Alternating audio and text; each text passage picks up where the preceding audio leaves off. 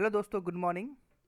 आज है 4 दिसंबर 2020 और मैं आप लोग के लिए पहले की तरह आज फिर से 4 दिसंबर 2020 का मोस्ट इंपोर्टेंट करंट अफेयर का प्रश्न लाया हूँ। तो वीडियो को पूरा देखिएगा। सभी प्रश्न इंपोर्टेंट हैं, एक एक प्रश्न को अच्छे से पढ़िएगा और समझिएगा। अगर आप लोग को पीडीएफ फाइल चाहिए तो नीचे डिस्क्रिप्शन में जाइएगा और वहाँ से पीडीएफ फाइल डाउनलोड कर लीजिएगा। तो आज का पहला प्रश्न है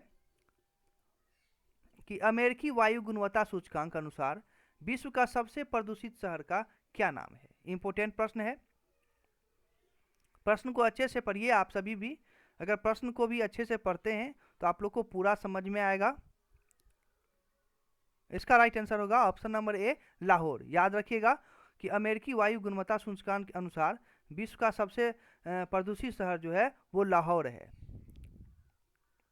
व्याख्या को पढ़िए, 5 सेकंड का समय है आपके पास व्याख्या को पढ़ के समझने के लिए। अगर आप व्याख्या को खुद से पढ़ के समझते हैं तो आप अच्छे तरीके से समझ पाएंगे।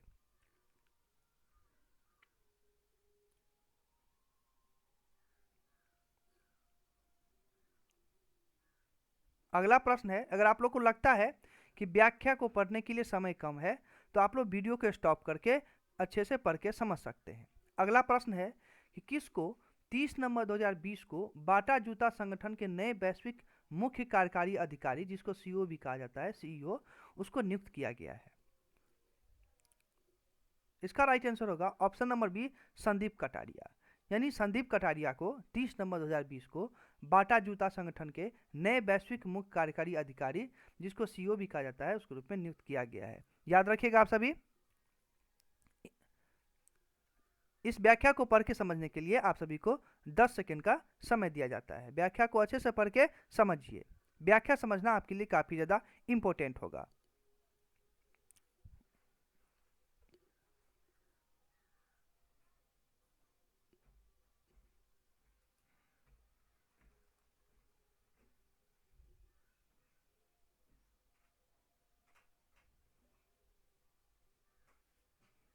अगला प्रश्न है कि भारत सरकार ने किसको राष्ट्रीय डेयरी विकास बोर्ड के अंतरिम अध्यक्ष के रूप में नियुक्त किया है। इंपोर्टेंट प्रश्न है,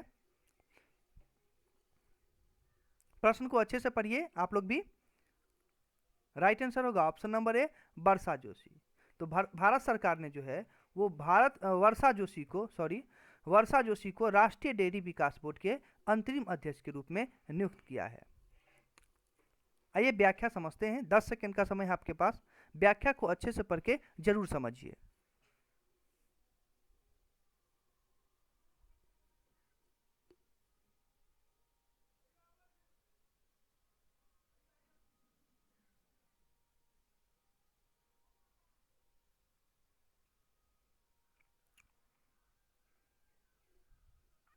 अगला प्रश्न है कि हाल ही में एवियन इन्फ्लुएंजा रोग किस देश के युगा शहर में एक पोल्ट्री फार्म में पाया गया है।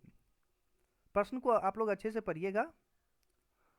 ऑप्शन नंबर बी राइट होगा, जापान। हाल ही में जो है वो जापान में एवियन इन्फ्लुएंजा रोग जो है सो एक पोल्ट्री फार्म में पाया गया है। व्याख्या को अच्छे से पढ़िए, विस्तार से जानकारी आप लोग को मिल जाएगी। 10 सेकंड का समय है आपके पास समझने के लिए इसको।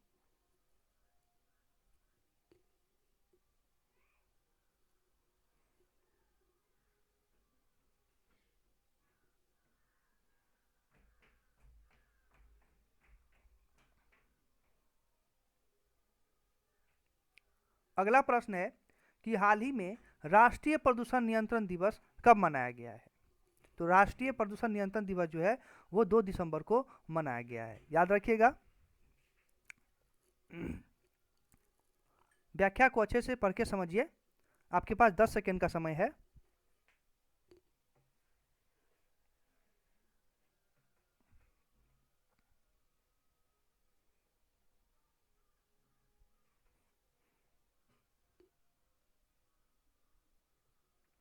व्याख्या को आप लोग अच्छे से जरूर पढ़िएगा। अगर आप व्याख्या को अच्छे से पढ़ के समझते हैं तो आप लोग किसी भी गवर्नमेंट एग्जाम की तैयारी कर रहे हैं तो आपको काफ़ी ज़्यादा हेल्प होगा। व्याख्या को नहीं छोड़िएगा, आप लोग उसको अच्छे से जरूर पढ़ के समझिएगा। अगला प्रश्न है कि पेरिस समझौते को लागू करने हेतु भारत सरकार द्वारा गठित समिति का क्या नाम है? इंपोर्टेंट प्रश्न है ये भी।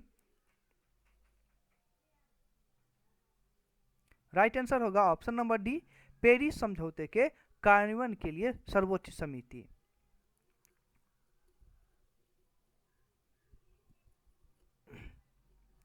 व्याख्या समझिए, इसका व्याख्या समझना आपके लिए इंपॉर्टेंट होगा। 10 सेकंड का समय है आपके पास।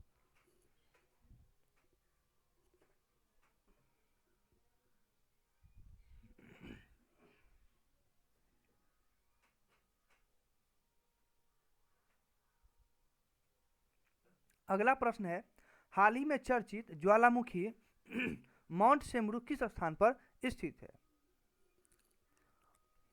इसका राइट आंसर होगा ऑप्शन नंबर सी, इंडोनेशिया।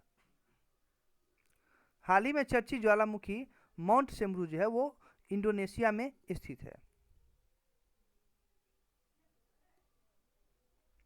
5 सेकंड का समय है, आप लोग अच्छे से पढ़ के समझिए।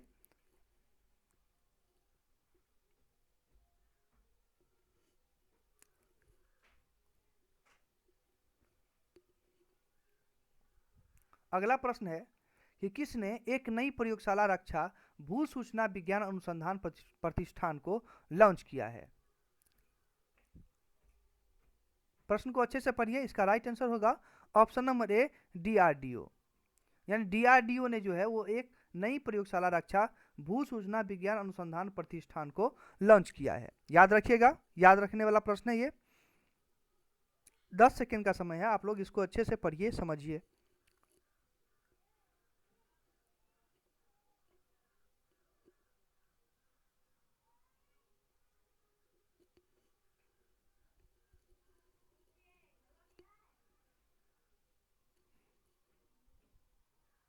अगला प्रश्न है, किस स्थान पर एक रहस्यमय धातु का खंभा पाया गया है? तो इसका राइट आंसर होगा option number C, Romania. Romania एक ऐसा स्थान है जहां पर एक रहस्यमय धातु का खंभा पाया गया है।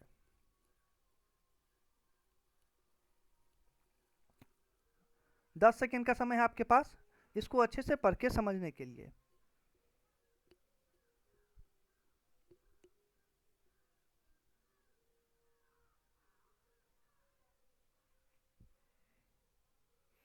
और आज का आखिरी प्रश्न है, और ये इंपोर्टेंट प्रश्न है कि हाल ही में किस देश के उत्तर पूर्वी क्षेत्र में श्रमिकों पर हमले में कम से कम 110 लोग मारे गए हैं?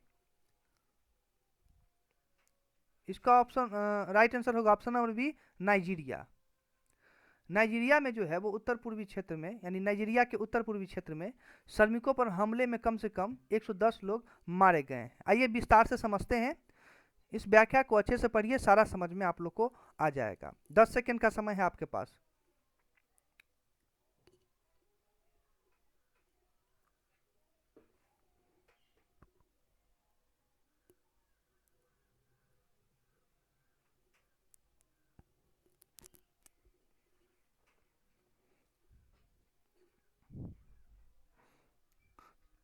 तो आज के वीडियो में कुल 10 प्रश्न थे, वो भी सारे इंपोर्टेंट प्रश्न थे।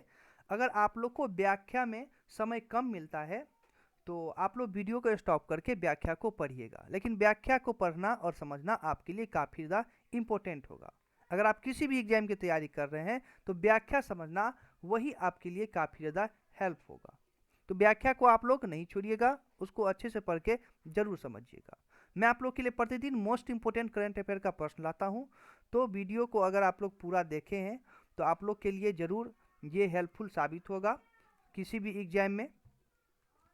जाते जाते अगर अभी तक आप लोगों ने चैनल को सब्सक्राइब नहीं किया है तो आप लोग चैनल को सब्सक्राइब कर लीजिएगा और वीडियो को लाइक भी ज़रूर कर दीजिएगा। फिर मिलेंगे नेक्स्ट वीडियो में, तब तक के लिए आप सभी से इजाज़त चाहता हूँ। वीडियो को देखने के लिए धन्यवाद।